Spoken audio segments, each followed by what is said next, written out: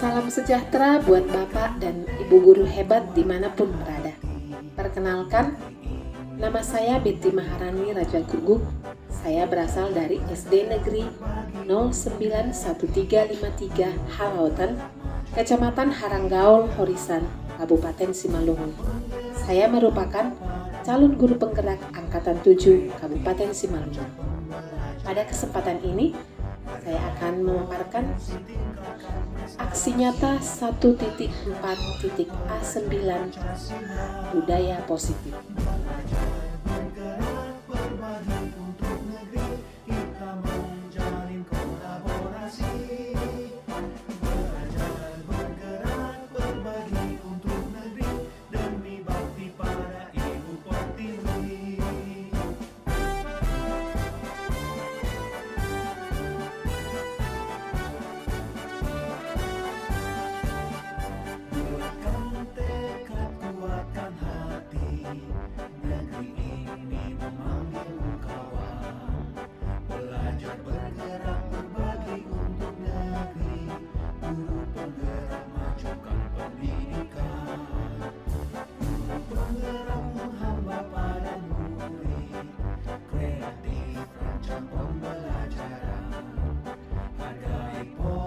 Tingkatkan prestasi, lahirkan profil pelajar Pancasila.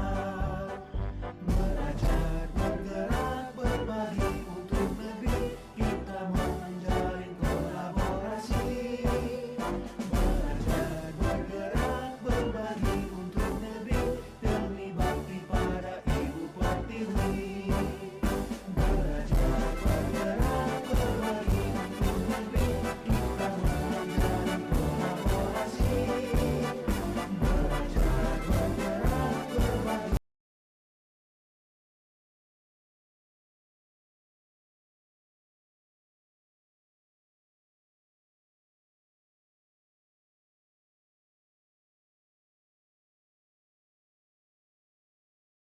Bapak Kasih Ibu Kepala Sekolah dan Bapak Ibu Guru yang hadir pada hari ini.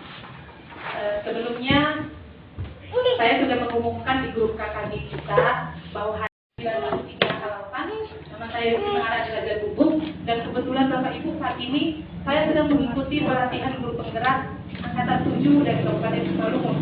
Jadi ini adalah merupakan kewajiban saya untuk menyampaikan kepada kita semua tentang sosialisasi budaya positif khususnya di kecamatan kita.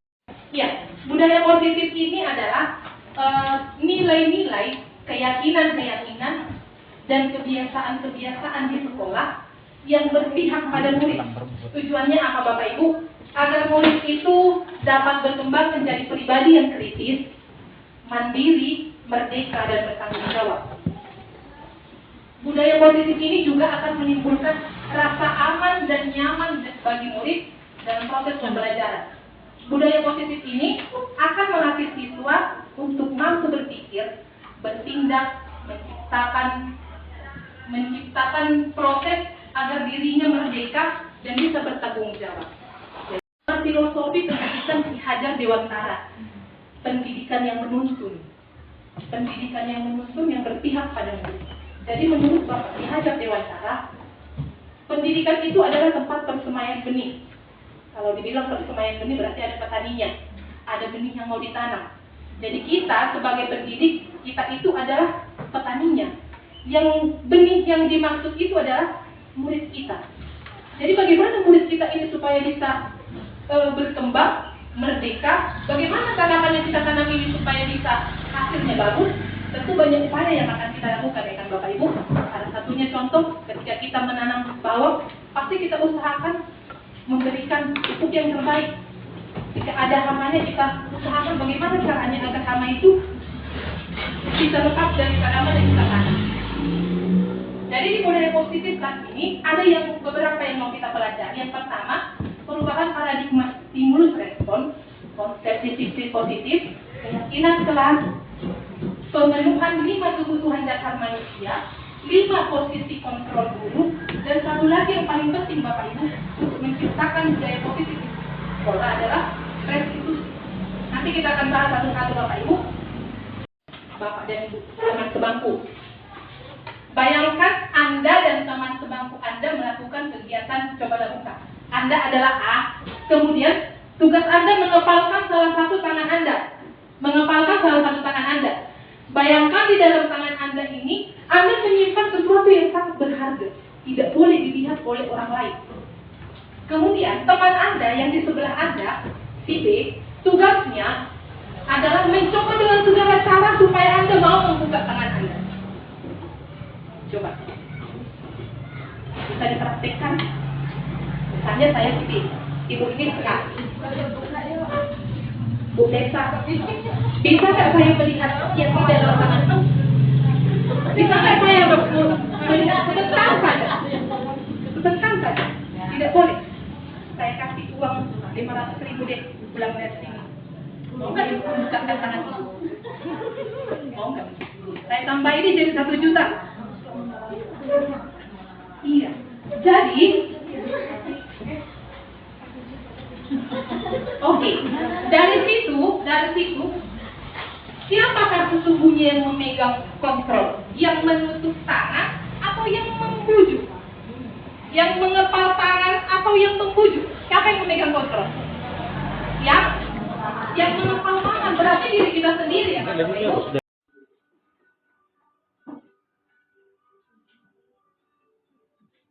Kebutuhan yang keempat adalah kebutuhan akan kesenangan. Bayangkan Bapak Ibu hidup tanpa rasa senang, betapa menyedihkannya. Glaser menghubungkan kebutuhan akan kesenangan dengan belajar. Jangan sepelekan kebutuhan murid untuk merasa senang di kelas. Sebagai guru, jangan ragu-ragu dengan sengaja melakukan kegiatan yang menyenangkan dalam kelas. Murid-murid dengan kebutuhan dasar kesenangan yang tinggi ingin menikmati apa yang mereka lakukan. Mereka juga konsentrasi tinggi saat mengerjakan hal-hal yang disenangi.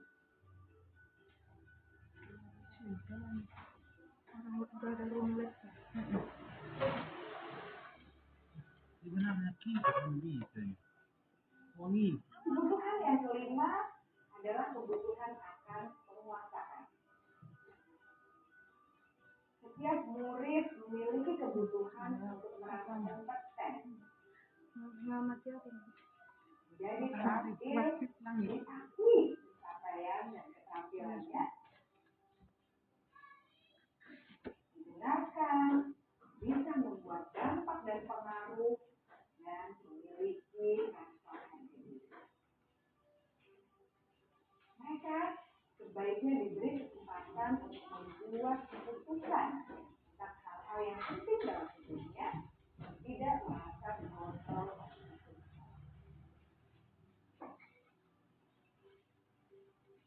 Pada murid yang telah menginjak usia remaja, seringkali mereka merasa tidak mempunyai kendali atas kehidupannya sendiri. Guru barangkali berpengaruh dalam hidup. Murid-murid yang memiliki kebutuhan dasar akan penguasaan yang tinggi biasanya selalu ingin menjadi pemimpin. Mereka juga suka mengamati sebelum mencoba hal-hal yang baru. Mereka juga menginisiatif dan merasa kecewa bila melakukan kesalahan.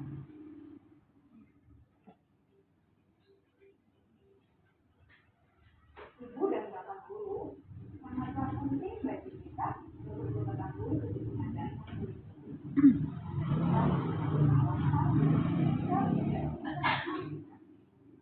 Bila murid berperilaku buruk atau melanggar peraturan sehingga tindakannya tidak sesuai dengan nilai-nilai kebaikan, maka guru harus mencari tahu alasan yang mendasari tindakan tersebut dan kebutuhan apa. Melalui percakapan dengan guru dalam pendekatan disiplin positif, murid dapat diajak untuk bersikap reflektif dalam mengenali kebutuhan-kebutuhan yang berusaha mereka penuhi dan mendasari tindakan mereka. Jika guru mengabaikan perilaku buruk murid, maka perilaku tersebut akan berpengaruh pada suasana kelas yang kurang kondusif dan akan berpengaruh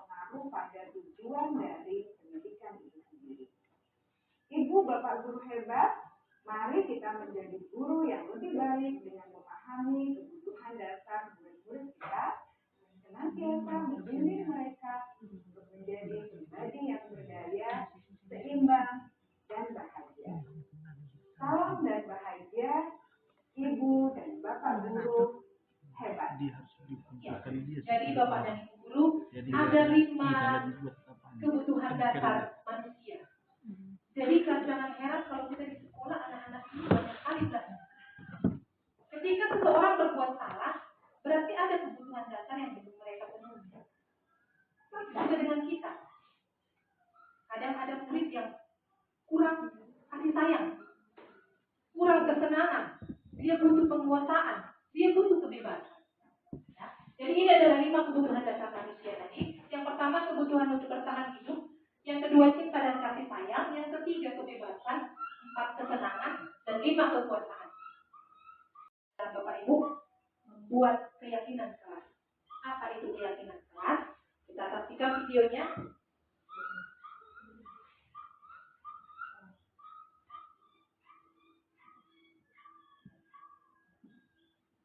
Keyakinan kelas. Apa itu keyakinan kelas? Apakah sama keyakinan kelas dengan peraturan kelas? Mari kita lihat di tayangan video yang Salam dan bahagia Ibu dan Bapak Guru. Selamat datang kembali di modul hukuman versus konsekuensi versus restitusi. Apakah sampai saat ini Ibu dan Bapak Guru sudah siap untuk mempraktikkan proses restitusi di kelas? Namun, sebelum itu, kita akan belajar terlebih dahulu mengenai keyakinan kelas. Dan akan membantu guru dalam membimbing muridnya tanpa melakukan restitusi.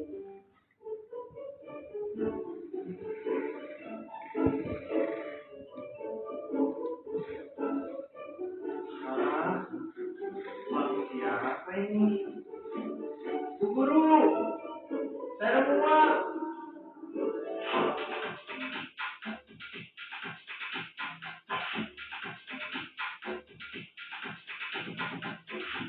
Apa itu keyakinan kelas? Apakah sama dengan peraturan kelas? Mari kita ingat kembali cerita Julio tadi. Menurut Ibu dan Bapak Guru, apakah yang menjadi motivasi Julio mengambil tindakan tersebut? Padahal bisa saja Julio mengerti dia pun tidak akan dapat hukuman karena tidak akan ada yang mengetahui. Tidak ada juga penghargaan yang didapatkannya dari mengembalikan uang tersebut. Julio bertindak berdasarkan keyakinannya, yaitu tidak mengambil sesuatu yang bukan haknya. Mengapa keyakinan kelas, bukan peraturan kelas? Mari kita lihat contoh peraturan kelas TKB berikut. 1. Membuang sampah pada tempatnya. Yang kedua, merapikan kembali mainan setelah digunakan. Dan yang ketiga, melepaskan sepatu saat masuk kelas. Jika diperhatikan, tujuan dari ketiga peraturan itu adalah untuk kebersihan atau kenyamanan di kelas. Nilai-nilai kebersihan dan kenyamanan inilah yang disebut sebagai keyakinan, yaitu nilai-nilai kebajikan atau prinsip-prinsip universal yang disepakati bersama secara universal. Tepat dari latar belakang suku, negara, bahasa, maupun agama. Menurut David Golden pada bukunya Restitution Respecting School Discipline, suatu keyakinan akan lebih memotivasi seseorang dari dalam atau motivasi intrinsik. Seseorang akan lebih tergerak dan bersemangat menjalankan keyakinannya daripada mengikuti serangkaian peraturan. Begitu pula dengan murid-murid kita. Peraturan biasanya rinci dan konkret. Suatu kelas bisa memiliki lebih dari satu peraturan yang berkaitan dengan kebersihan dan kenyamanan. Peraturan juga bisa bertambah seiring waktu. Sedangkan keyakinan bersifat lebih abstrak dan universal dibanding peraturan. Segala sesuatu yang berkaitan dengan kenyamanan terkandung dalam satu keyakinan. Jika suatu saat ada murid kelas TKB yang makan di kelas dan berceceran, bisa saja guru harus menambah lagi peraturan baru, yaitu tidak makan di dalam kelas. Sedangkan jika memakai keyakinan kelas, guru hanya perlu mendalami kembali nilai keyakinan kepada muridnya yang nantinya berujung ke restitusi. Bagaimana membentuk keyakinan kelas? Keyakinan kelas akan menjadi keyakinan bersama seluruh anggota kelas. Lalu, bagaimana cara membentuk keyakinan kelas ini? Ada beberapa hal perlu diperhatikan terkait keyakinan kelas. Yang pertama, pembuatan keyakinan kelas melibatkan semua warga kelas. Yang kedua, keyakinan kelas hendaknya tidak terlalu banyak, sehingga mudah diingat dan dipahami oleh semua warga kelas. Yang ketiga, menggunakan kalimat positif. Yang keempat, keyakinan kelas sebaiknya sesuatu yang dapat diterapkan di lingkungan tersebut. Dan yang kelima, perlu adanya tinjauan kembali keyakinan kelas dari waktu ke waktu agar tetap relevan. Berikut langkah praktis yang Ibu dan Bapak Guru bisa terapkan saat pembentukan keyakinan kelas. Yang pertama, membuka ruang diskusi. Memberikan kesempatan untuk semua murid menyampaikan masukannya mengenai keyakinan kelas yang perlu Belum, Bu. Bukan peraturan ya Bapak Ibu. Beda peraturan, beda keyakinan. Bukan peraturan. Adakah Bapak Ibu? Mengapa keyakinan kelas? Ya, contohnya ini. Kenapa nggak peraturan aja? Kenapa harus keyakinan? Ada ilustrasi seperti ini. Yang pertama, mengapa kita memiliki peraturan tentang penggunaan helm saat mengendarai kendaraan dua motor? Kira-kira kenapa? Kenapa harus memakai helm? Apakah seperti tidak? Kalau jawaban Bapak Ibu untuk mematuhi peraturan lalu lintas, berarti motivasi Ibu memakai helm itu bukan motivasi intrinsik, tapi ekstrinsik, karena hanya satu, melanggar peraturan. Bukan untuk mencapai nilai keselamatan. Itu kan salah satunya untuk menjaga keselamatan kan Bapak Ibu. Yang kedua, mengapa kita harus memakai masker dan mencuci tangan setiap saat? Apakah hanya sekedar taat peraturan? Kalau hanya sekedar taat peraturan berarti motivasi yang Bapak Ibu lakukan untuk melakukan sesuatu itu adalah motivasi eksternal. Hanya sebatas mentaati peraturan. Bukan dari nilai yang Ibu yakini, Ibu Bapak yakini demi kesehatan. Itu dia maksudnya. Makanya harus keyakinan, bukan peraturan. Beda peraturan, beda keyakinan. Nilai-nilai keselamatan dan kesehatan tadi inilah yang disebut sebagai suatu keyakinan. Nilai kebajikan universal yang disepakati, yang tersirat maupun tersurat, lepas dari latar belakang suku, negara, bahasa, dan agama. Jadi tadi Bapak Ibu sebaiknya keyakinan kelas ini dibuat di tahun ajaran baru. Dan kita harus melibatkan semua siswa. Kalau mereka kurang paham tentang keyakinan, kita ganti dulu bahasanya menjadi peraturan di atas kita. Jadi semua siswa harus bikin pendapatnya masing-masing. Setelah semua siswa membuat pendapatnya masing-masing, kita satukan menjadi satu kalimat yang lebih singkat, lebih efektif. Seseorang akan lebih tergerak dan bersemangat untuk menjalankan keyakinan daripada hanya sekedar mematuhi peraturan. Pembuatan keyakinan kelas. Keyakinan kelas ini tadi bersifat abstrak daripada peraturan. Peraturan tadi dia lebih rinci, lebih konkret. Tapi ini keyakinan kelas dia lebih abstrak. Keyakinan kelas berupa pernyataan yang universal, yang umum. Pernyataan keyakinan kelas senantiasa dibuat dalam bentuk yang positif. Jangan ada kalimat negatif, Bapak Ibu. Tidak boleh membuang sampah sembarangan. Bukan seperti itu. Tetapi kita ganti, buanglah sampah pada tempatnya. Kalimat positif, tidak boleh ada kalimat negatif. Keyakinan kelas hendaknya tidak terlalu banyak sehingga mudah diingat oleh murid-murid. Keyakinan kelas sebaiknya sesuatu yang diterapkan di lingkungan tersebut. Semua warga kelas hendaknya ikut berkontribusi dalam pembuatan keyakinan kelas dan bersedia meninjau kembali keyakinan kelas itu dari waktu ke waktu. Jadi bisa kita rubah. Misalnya ada yang mau kita tambahi, boleh Bapak Ibu. Ini contoh keyakinan kelas 5. Selalu bersikap positif, senantiasa menjadi diri yang terbaik, percaya dan menghormati orang lain dan barang miliknya, berkomitmen terhadap setiap tugas. Yang terakhir, senantiasa membantu. Dan saya mensosialisasikan ini ya, lebih dahulu dari saya dulu ya Bapak Ibu. Saya sudah buat di keyakinan kelas 6 di kelas saya. Satu, bersikap baik, saling peduli dan menghargai satu sama lain. Membuat kelas aman dan nyaman. Tertib saat proses belajar mengajar. Menjaga kebersihan diri sendiri, kelas dan lingkungan sekolah. Disiplin dan bertanggung jawab. menghormati dan mendengarkan nasihat guru, selalu semangat dalam belajar, dan berbicara dengan sopan. Itu adalah keyakinan kelas yang saya buat di kelas saya. Mudah-mudahan untuk tahun ajaran baru berikutnya, saya berharap Bapak dan Ibu sudah ada keyakinan kelasnya di kelas masing-masing. Oke, blank. Sekarang kita melihat tentang 5 posisi kontrol kita sebagai guru Bapak Ibu. Coba perhatikan, Ibu ada di posisi kontrol yang mana? Ya, silakan refleksi diri masing-masing. Selama ini saya mengajar, saya sudah di mana? Bapak guru hebat. Dalam penerapan disiplin positif restitusi, salah satu program yang dikembangkan adalah 5 posisi kontrol. 5 posisi kontrol dalam restitusi adalah proses perjalanan seorang pendidik agar dapat mengenali dirinya. Pada video kali ini, kita akan membahas tentang 5 posisi kontrol yang dikembangkan oleh Diane Gosser dan contoh penerapannya. Ya, jadi ada murid yang terlambat, namanya Naren. Jadi bagaimana 5 posisi kontrol ini mengatasi murid yang terlambat? Adalah Berikut kita saksikan. posisi penghukum. 2. Posisi pembuat merasa bersalah. 3. Posisi teman. 4. Posisi pemantau atau monitor. Dan 5. Posisi manajer.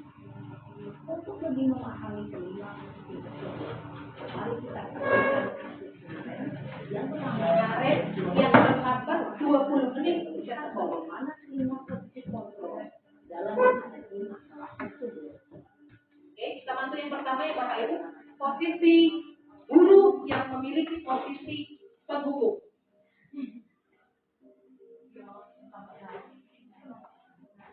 Ya, tapi refleksi kita sudah menemukan kontrol yang mana Bapak? Naren,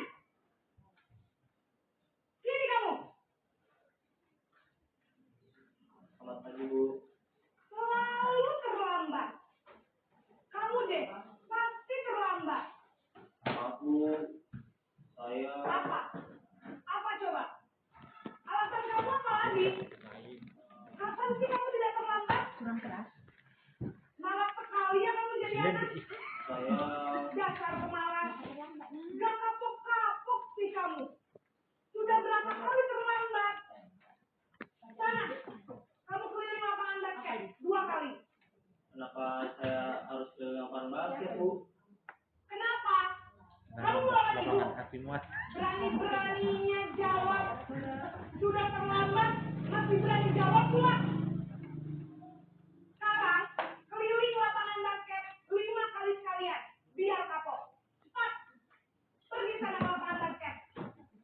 Ya, itu posisi kontrol penghukum. Posisi penghukum biasanya berbicara dengan nada tinggi, menghardik, menunjuk-nunjuk, menyakiti, dan menyindir.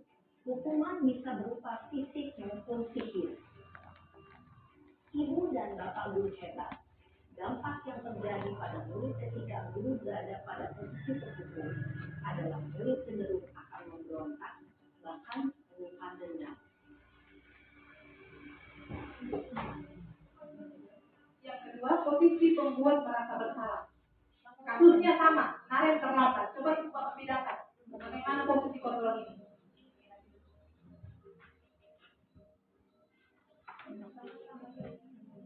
Naren!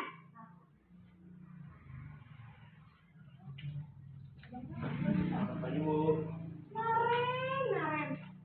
Kamu kenapa terlambat lagi, nak? Ya Tuhan, Naren. Kamu senang ya bikin ibu susah ya? Kalau kamu terlambat lagi, nanti ibu yang ditegur bapak kepala sekolah, nak. Disangka ibu tidak bisa membina kamu. Duh, gimana ini? Maaf, Bu. Ibu tipe apa tadi nih? Naren bersalah. Itu yang pikir sama kamu ya. Terus, sekarang ibu harus tulis apa ini di buku absen? Hadir Ibu Bu. sudah terlambat loh. Ibu harus apa coba? Maaf, Bu. Maaf sekali. Ya sudah, lain kali jangan bikin ibu susah lagi ya nak ya. Ibu tidak akan kuat lagi kalau kamu begini terus. Bisa jantungan kalau ibu tegur bapak kepala sekolah. Karena cepat kelas.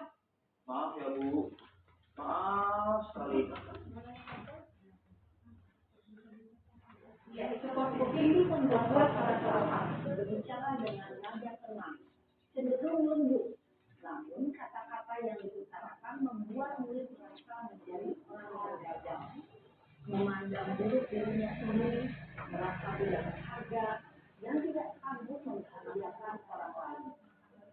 Ketika guru mengambil posisi pembuat rasa bersalah, murid akan menganggap dirinya yang bersalah dan ia akan menyimpan emosi negatif tersebut di dalam dirinya. Yang ketiga Bapak Ibu, posisi kontrol teman. Posisi teman.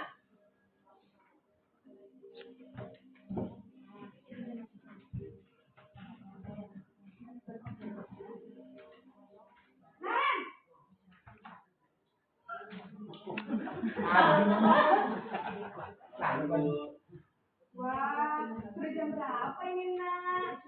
Selamat lagi ya sayang. Iya Bu, habis ibu saya lupa bangunkan saya Bu. Kamu malah menyalahkan ibu kamu. Kamu bukannya anak yang paling kencang. Kok terlambat sih? Iya Bu, saya memang selamat bangun tadi.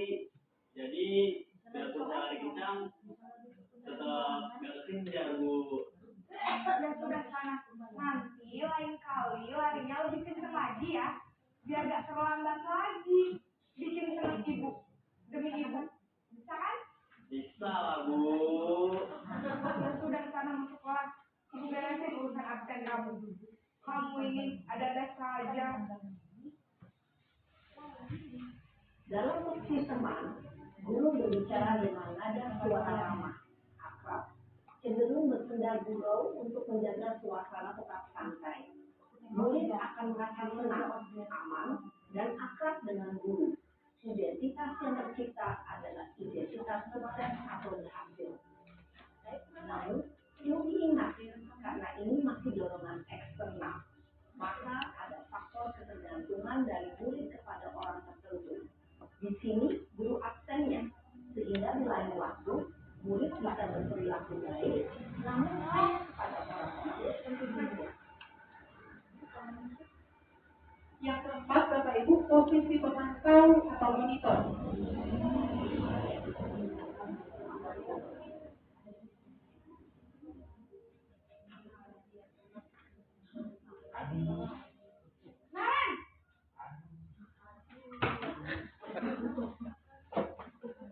Pagi Bu. Naren, apa peraturan sekolah kita tentang jam berapa kita harus masuk sekolah, nak? Kita harus ke sekolah jam 7 Bu. Iya betul. Sekarang sudah jam 7.20. Naren sudah tahu konsekuensinya jika terlambat hadir. Paham Bu. Saya harus tinggal sekolah 4 jam istirahat selama 20 menit. Iya benar, konsekuensinya demikian. Jadi nanti jam 9.30 pas istirahat, kamu harus tinggal di kelas, kerjakan tugas tambahan untuk ketertinggalan kamu, ya? Baik Bu. Posisi pemantau mengandalkan perhitungan atau data untuk mengontrol murid. Guru mengarahkan murid berdasarkan peraturan dan konsekuensi.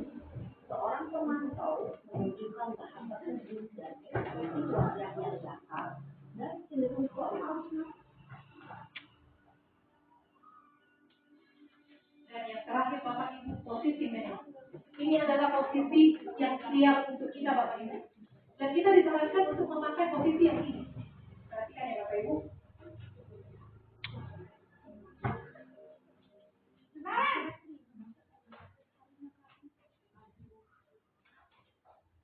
Selamat pagi Bu.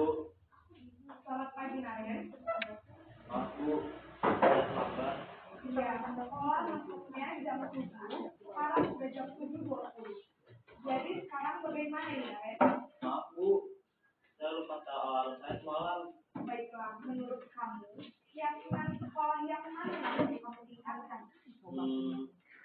Menghargai diri sendiri dan orang lain mungkin ya Bu. Setuju. Jadi, apakah Naren meyakini prinsip saling menghormati tersebut? Iya Bu, saya meyakininya. Apakah Naren bersedia memperbaiki masalah keterlambatan ini? Sedia Bu. Bagaimana kamu akan memperbaiki masalah keterlambatan ini? Saya akan coba untuk tidak lupa menyetel alarm saya Bu. Baik, kalau Naren lupa menyetel alarm di rumah, ada orang yang kira-kira bisa bantu mengingatkan tidak? Ada bu, saya, Kak Emma. Ada lagi selain Kak Emma? Selain Kak Emma, ada ibu saya. Baik, jadi yang memiliki Naren adalah Kak Emma dan Ibu kamu ya. Kira-kira akan mulai terawal kapan nih Naren? Setelah pulang sekolah, akan segera saya lakukan. Baik, jadi Naren akan terawal untuk bangun besok pagi dan akan diingatkan oleh kakak dan ibunda Naren ya. Ada lagi yang mungkin perlu dilakukan Naren agar tidak terlambat bangun lagi? Tidak ada bu. Baik Naren, terima kasih untuk kerjasama kamu. Sekarang kamu perlu kembali ke kelas untuk belajar. Baik bu, terima kasih. Oke, coba terus. Kira-kira Bapak Ibu bedanya dengan itu apa? Posisi yang terakhir tadi itu adalah posisi yang ideal. Dan itulah yang disarankan untuk kita sebagai pendidik. Jangan pakai yang pembuku, membuat merasa bersalah, teman, atau memantau. Kita dituju pada disarankan kepada posisi yang terakhir, yaitu posisi meninjau kembali penerapan disiplin di dalam ruang kelas mereka selama ini. Apakah sudah efektif? Apakah sudah berpusat pada murid, memerdekakan? Apakah sudah memandirikan murid? Melalui serangkaian riset berdasarkan teori kontrol, Goffer berkesimpulan ada 5 posisi kontrol yang tadi kita sudah saksikan, yaitu penghukum, pembuat merasa bersalah, teman, pemantau, dan manajer. Yang pertama tadi Bapak Ibu kita sudah lihat, biasanya di sini kalimat guru seperti ini. Patuhi aturan saya atau awas. Kamu harus lari keliling lapangan 2 kali. Jadi nada bicaranya pun itu seperti menghargai. Begitu ya. Yang kedua, posisi membuat merasa bersalah. Guru-guru akan mengeluarkan kata-kata yang lembut, tetapi membuat murid itu merasa gagal. Dia merasa, oh, saya ternyata sudah membuat tim ini seperti ini. Dia akan mengatakan seperti ini Bapak Ibu. Ibu sangat kecewa sekali dengan kamu. Berapa kali ibu, bapak, adik murid memberitahukan kamu. Gimana coba kalau orang tua kamu tahu kalau kamu begini? Bagaimana kalau nanti kepala sekolah tahu kamu? Pasti ibu akan dimarahi kepala sekolah. Pasti kata-katanya seperti itu. Kalau seperti itu Bapak Ibu, berarti posisi kontrol yang Bapak Ibu gunakan adalah posisi kontrol membuat merasa bersalah. Yang ketiga, posisi kontrol teman, yang seperti yang kita saksikan tadi. Ayolah, bantulah Bapak. Kamu ingat tidak bantuan Bapak selama ini? Ya sudah, kali ini tidak apa-apa. Nanti bantu bereskan. Itu dia posisi teman. Yang keempat, posisi hal negatif dari posisi teman itu apa Bapak Ibu? Ada dampak negatif dari posisi teman. Suatu saat, ketika guru itu tidak membantu murid, maka murid itu akan merasa kecewa. Saya pikir ibu itu membantu saya pikir itu teman saya, rupanya tidak. Jadi ada dampak negatifnya yang timbul. Murid hanya akan bertindak untuk guru tertentu, bukan semua guru. Dia hanya turut pada guru yang itu saja. Kalau di kelas yang lain mengatakan seperti itu, dia tidak mau mengindahkan. Kalau dia posisi pemantau, dia akan tanya, kamu tahu peraturan kita apa? Apa yang telah kamu lakukan? Kamu sudah terlambat 20 menit, maka konsekuensinya apa? Saya harus tinggal dalam kelas selama 20 menit. Itu konsekuensinya. Tapi dia nggak tahu, dia nggak ditanya bagaimana caranya untuk memperbaiki kesalahan. Jadi ini bukan yang ideal Bapak Ibu. Yang ideal itu adalah yang kelima, posisi control manager. Jadi di sini murid itu dilatih. Dia yang buat masalah, maka dia sendiri yang harus menyelesaikan masalah. Dia sendiri yang kita ajak bagaimana solusinya. Begitu dia. Dia akan dalam posisi manajer, guru berbuat sesuatu bersama dengan murid dan mempersilahkan murid mempertanggungjawabkan perilakunya, mendukung murid untuk mencari solusi dan menemukan solusi dari masalahnya sendiri. Seorang manajer telah memiliki keterampilan di posisi teman maupun pemantau, dan dengan demikian bisa jadi di waktu-waktu tertentu kembali kepada kedua posisi tersebut bila diperlukan. Namun bila menginginkan murid yang merdeka, mandiri, bertanggung jawab, maka kita harus mengacu kepada institusi yang menjadikan murid sebagai manajer bagi dirinya sendiri. Jadi murid yang berbuat kesalahan, maka dia juga yang harus berpikir bagaimana cara dia mengatasi kesalahan itu supaya tidak terulang kembali. Begitu dia. Next. Di manajer, murid diajak untuk menganalisis kebutuhan dirinya maupun orang lain. Di sini penekanan bukan pada kemampuan membuat konsekuensi, namun kita bisa berkolaborasi dengan murid bagaimana memperbaiki kesalahan yang ada. Seorang guru yang memegang kontrol manajer akan berkata apa yang kita yakini. Jadi kembali Bapak Ibu kepada keyakinan kelas yang sudah kita buat. Seluruhnya yang membuat, bukan hanya guru, bukan hanya murid. Nah, jadi yang pertama sekali yang kita lakukan yang tadi Bapak Ibu membuat keyakinan kelas. Kita mulainya dari sini. Jadi saya berharap nanti di tahun ajaran baru setiap kelas yang Bapak Ibu masuki boleh membuat keyakinan kelas bersama murid-murid di kelas itu untuk disepakati bersama. Begitu ya. Next. Di sini kita mau membedakan apa sebenarnya perbedaan dari hukuman dan konsekuensi. Apakah sama hukuman itu dengan konsekuensi? Kalau beda, bedanya di mana?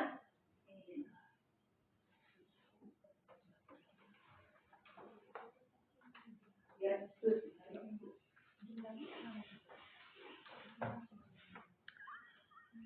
Salam dan bahagia Ibu dan Bapak Guru.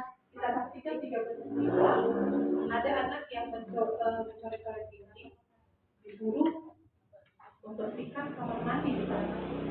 Menurut Bapak dan Ibu, sesuaikah ketika anak mencoret-coret dinding hukumannya membersihkan kamar mandi? Sesuai tidak? Sesuai tidak? Tidak kan? Murid tidak diajarkan untuk bagaimana dianya mengatasi perbuatan yang sudah dilakukan. Bagaimana dianya bagaimana dia mengatasi supaya tidak terjadi lagi hal seperti itu. Murid tidak diajarkan seperti itu. Jadi kalau langsung disuruh hukum bersihkan kamar mandi, itu dianya berarti tidak mengasih kesempatan kepada murid untuk berpikir bagaimana dia harus berbuat supaya peristiwa itu tidak terjadi kembali. Nah, di sini restitusi Bapak Ibu adalah proses menciptakan kondisi bagi murid untuk memperbaiki kesalahan mereka sehingga mereka bisa kembali pada kelompok mereka dengan karakter yang lebih kuat. Restitusi juga merupakan proses kolaborasi yang mengajarkan murid untuk mencari solusi atas masalahnya sendiri. Supaya apa Bapak Ibu? Supaya mereka bisa berpikir sendiri, mereka bisa memperlakukan orang lain, bagaimana mereka harus memperlakukan orang lain, dan menyadari bahwa yang dilakukan itu adalah salah. Nah, ada 3 tahapan segitiga restitusi Bapak Ibu. Yang pertama, menstabilkan identitas. Yang kedua, memvalidasi tindakan yang salah. Dan yang ketiga adalah menanyakan keyakinan.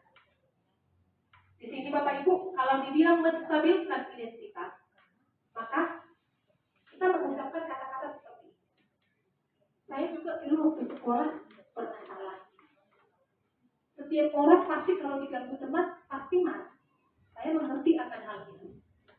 Kita bisa menyelesaikan masalah ini. Bapak tidak mencari, Bapak atau Ibu tidak mencari siapa yang salah. Bapak dan Ibu hanya ingin mencari bagaimana solusi untuk menyelesaikan masalah ini. Nah, itu adalah kata-kata yang diucapkan guru pada tahap menstabilkan identitas. Yang berikutnya, yang kedua, adalah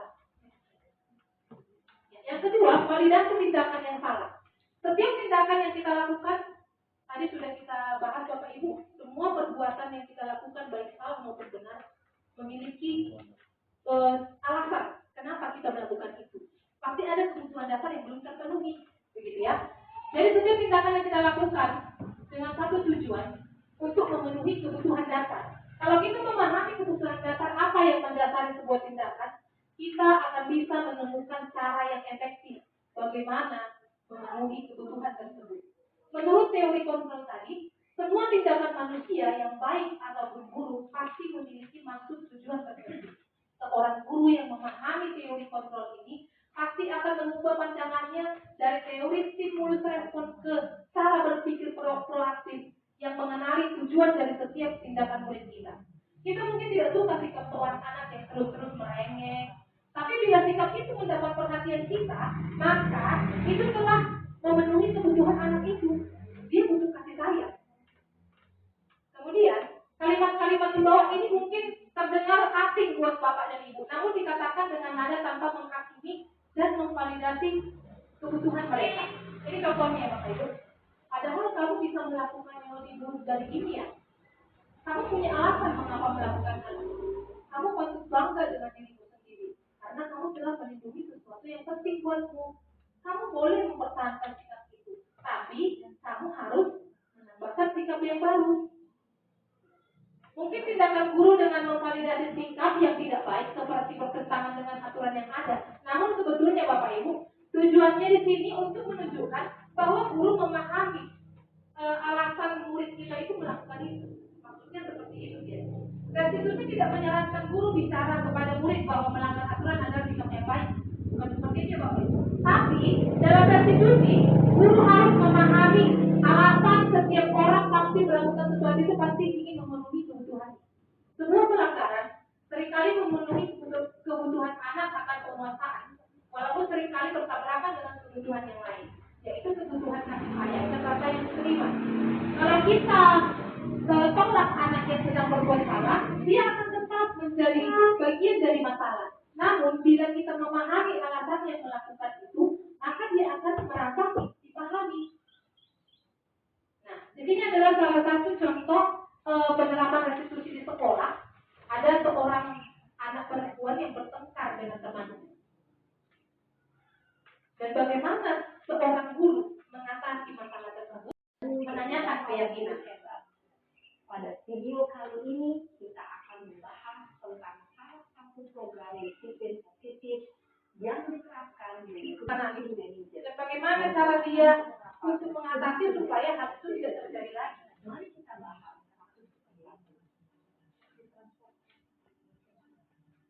Pada sisi pertama, Ya. Terakhir, hukuman, konsekuensi, dan restitusi.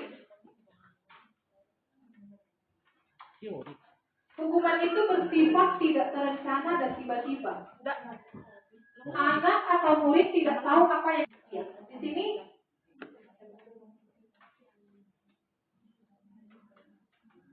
oke, di sini Bapak Ibu supaya lebih jelas konsekuensi itu apa, hukuman itu apa. Ya, jadi setelah ini nanti ada pertanyaan. Salam bahagia Ibu dan Bapak Guru. Selamat datang kembali di modul hukuman versus konsekuensi versus restitusi.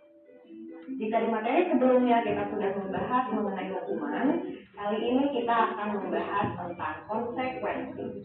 Semoga setelah mempelajari materi ini, kita dapat lebih mengerti tentang konsep konsekuensi dan perbedaannya dengan hukuman.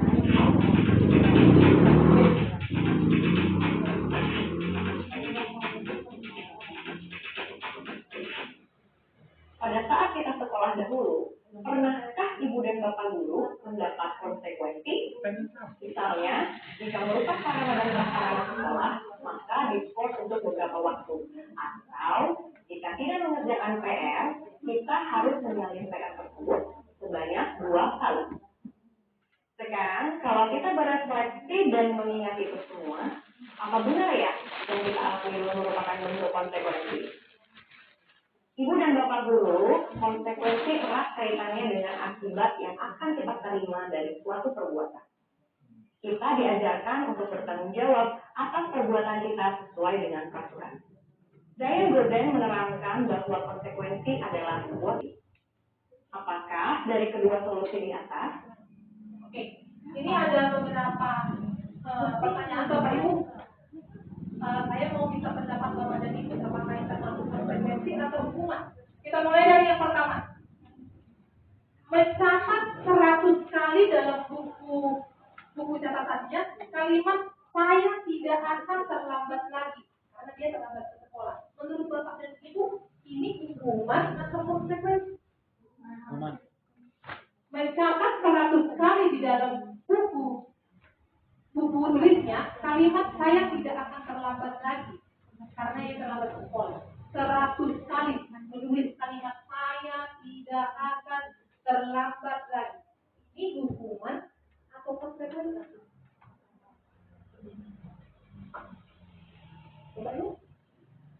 konsekuensi atau hukuman? Ini bukan hukuman Bapak Ibu. Ini konsekuensi yang sudah disepakati oleh murid dan gurunya.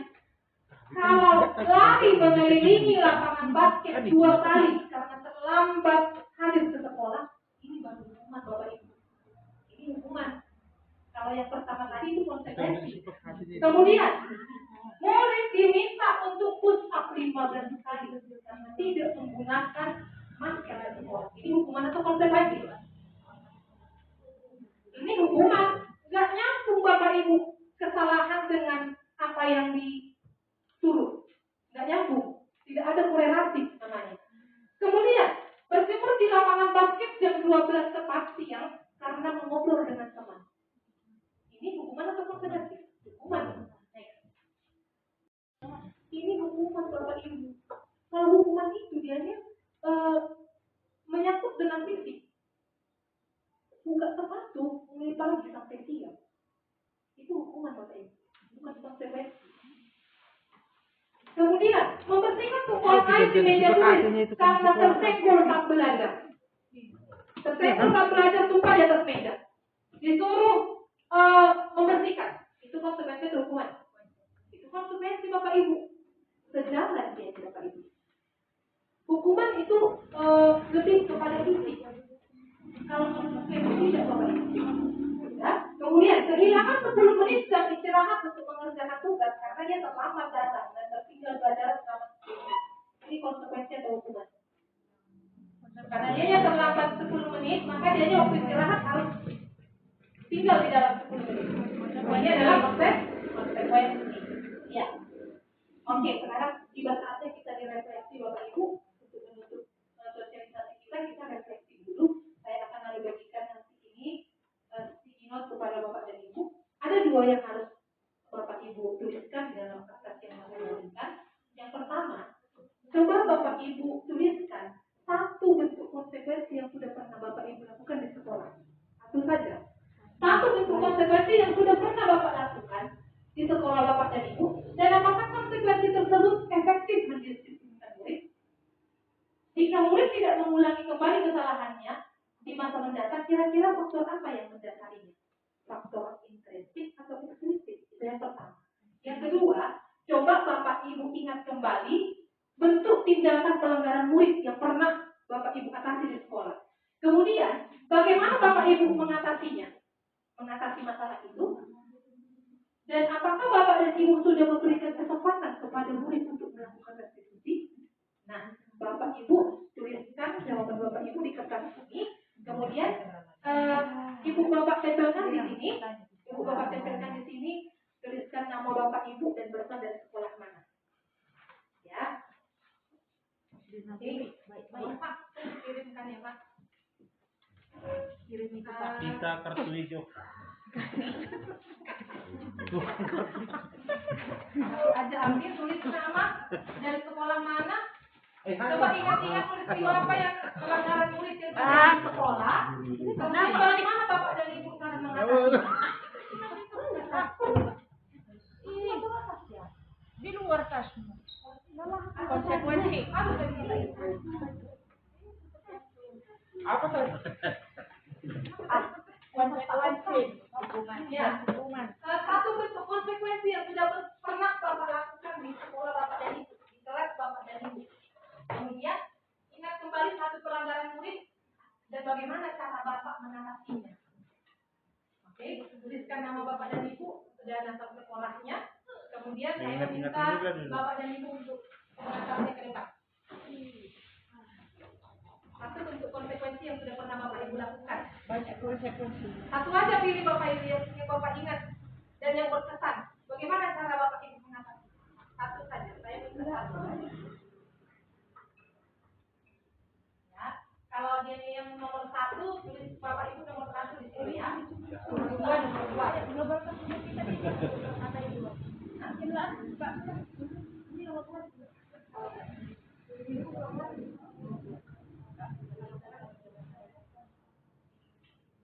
Yang kedua ini ingat kembali pelanggaran murid yang pernah terjadi. Kemudian bagaimana Bapak mengatasinya? Bagaimana mengatasinya? Apakah Bapak dan Ibu sudah Aduh, ingat. untuk memberi melakukan restitusi? Lupa ingat. Jika belum, kalaupun belum Bapak, apa yang harus Bapak dan Ibu perbaiki untuk ke depan? Dan dari mana Bapak Ibu akan memulai? Ini banyak kali Mas. Satu saja Pak, kalaupun banyak masalah satu saja. Jadi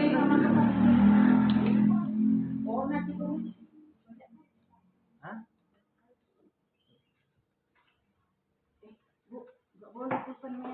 nggak ada. Ah, ini udah konsekuensi.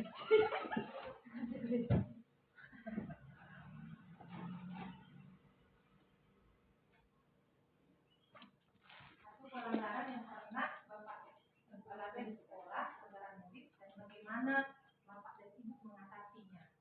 Apakah sudah memberikan kesempatan kepada murid untuk mencari solusi dari masalah yang dibuatnya? Ataukah hanya Bapak dan Ibu saja yang mengambil kontrol, hanya tinggal menghukum saja? Jadi Bu, misalnya dulu, Ya, murid itu nanti udah dikasih, dia mencari solusinya sendiri. Kita tidak terlalu menghukum. Kalau lalapnya berulang-ulang, kayak mana nggak kasih? oh, seperti maksud Ibu begini ya, misalnya dia melakukan satu kasus, kita sudah tanyakan seperti proses Iya. yang tadi ya, Iya. bagaimana dia akan memperbaikinya untuk ke depan, dan ternyata 2 hari lagi Balik dia lagi. mengulanginya lagi. Kita tetap melakukan ini Bapak Ibu, karena ini kan budaya positif adalah supaya ini menjadi kebiasaan Bapak Ibu. Kebiasaan dan murid itu menyadari bahwa yang dilakukan itu salah. Berarti sudah Jadi ada Bu. kalau nggak sadar-sadar kayak mana lagi? Menunggu sadar Bukan lah. tidak sadar-sadar Bapak Ibu, bukan tidak sadar-sadar. Menunggu sadar. Ini efeknya jangka panjang Bapak Ibu. Ini efeknya jangka panjang. Jadi ketika dia melakukan kesalahan, ketika dia mengulanginya pun Bapak Ibu, dia tahu itu salah. Ketika nanti dia nyata, dia sadar. Melakukan ini salah. Ini efek jangka panjang Bapak Ibu. Satu muridku pandai kali cakap, bohong pandai. Iya Bapak. Dia menghilangkan Jadi, itu susah. harus dibudayakan seperti yang tadi. Kita nggak boleh main hukum asal hukum aja. Iya. Kita harus cari tahu kenapa dia seperti itu Bapak Ibu. Mungkin dia di rumah nggak disayang. Dia itu di rumah mungkin terkekang nggak bisa main-main. Jadi di sekolah dia yang Iya, ada satu itu luar biasa sekali. Jadi kita harus pahami itu dan Bapak Ibu, dan kita harus cari caranya bagaimana supaya dia itu mencari solusi dari masalah yang sendiri. Kita dengan segala hormat untuk menempelkannya di depan Bapak Ibu sebagai refleksi kita untuk hari ini. Tuliskan satu bentuk konsekuensi yang sudah pernah Bapak Ibu lakukan di sekolah. Kemudian apakah konsekuensi itu sudah efektif mendisiplinkan murid Bapak dan Ibu? Jika murid itu tidak mengulanginya kembali di masa mendatang, kira-kira faktor apa yang mendasarinya? Ekstrinsik atau intrinsik? Yang kedua, coba Bapak dan Ibu ingat lagi ke satu bentuk pelanggaran murid di sekolah. Satu saja, karena ada banyak, satu saja saya minta. Kemudian bagaimana Bapak dan Ibu mengatasinya? Cara Ibu mengatasi pelanggaran murid itu bagaimana? Apakah sudah memberi Bapak dan Ibu sudah memberikan kesempatan kepada murid untuk murid itu mencari solusi dari masalah yang dihadapinya atau melakukan restitusi namanya? Kalau belum, jika belum, apa yang harus diperbaiki agar proses restitusi dapat diterapkan? Dari mana Bapak dan Ibu memulainya? Bibitnya dulu ya. Ya, silakan tuliskan di kertas.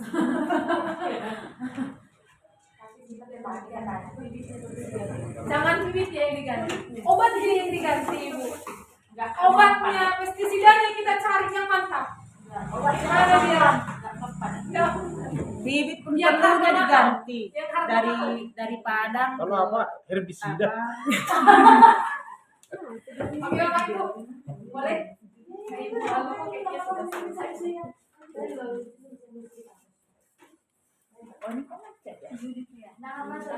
Ada sih kalau gitu.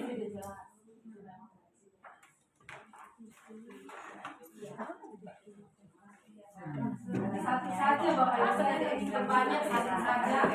Kalau belum boleh. Tulis nama, asal sekolah.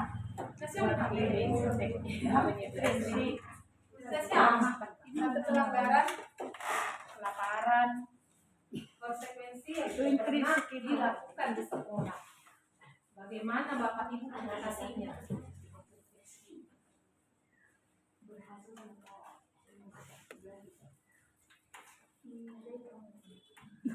Harum, Mbak.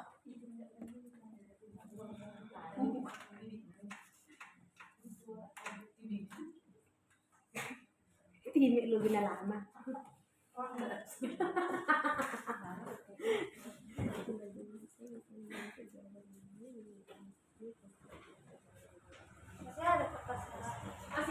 Masih banyak ini, Bu. Ini libur terus minggat. Berarti banyak kali masalah. Enggak apa-apa. Bapak. Enggak, masih mengingat-ingat ini, Bu. Lang cukup. Itu lama dah. Tapi kan personal baca sama.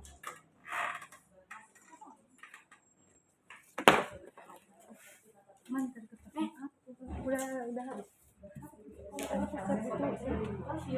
Masalah apa yang sudah terjadi? Saja kan? Yang sudah kita lakukan.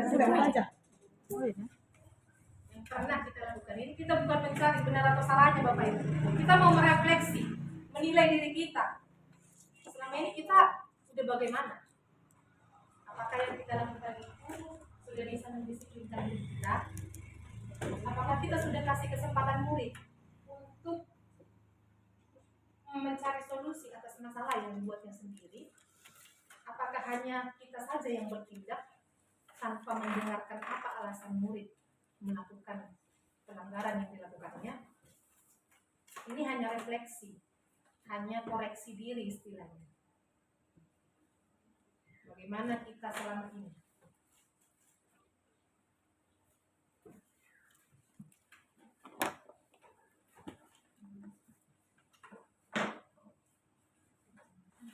Kan pernah nih.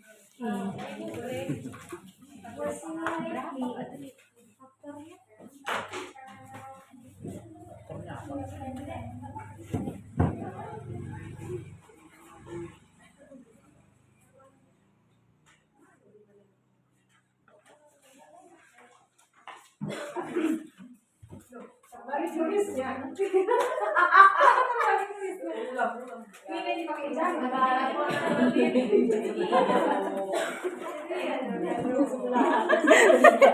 Kenapa?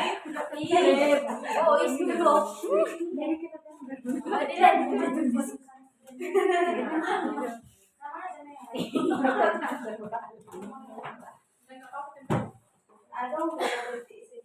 Ada di dalam. Ini juga ada di kondisi. Yuk. Ayo, terima kasih. Yuk, jadi foto deh.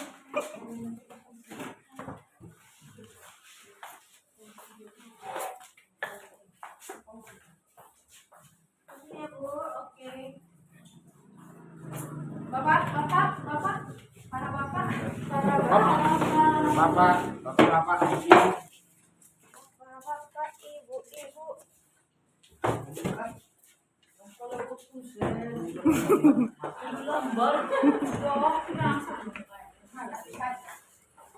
Banyak-banyak, kan cukup. Itu yang maksud. Di bawah aja Pak, itu kok.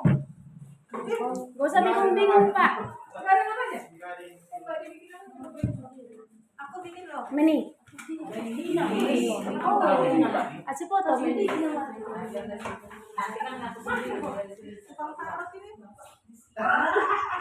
Meni.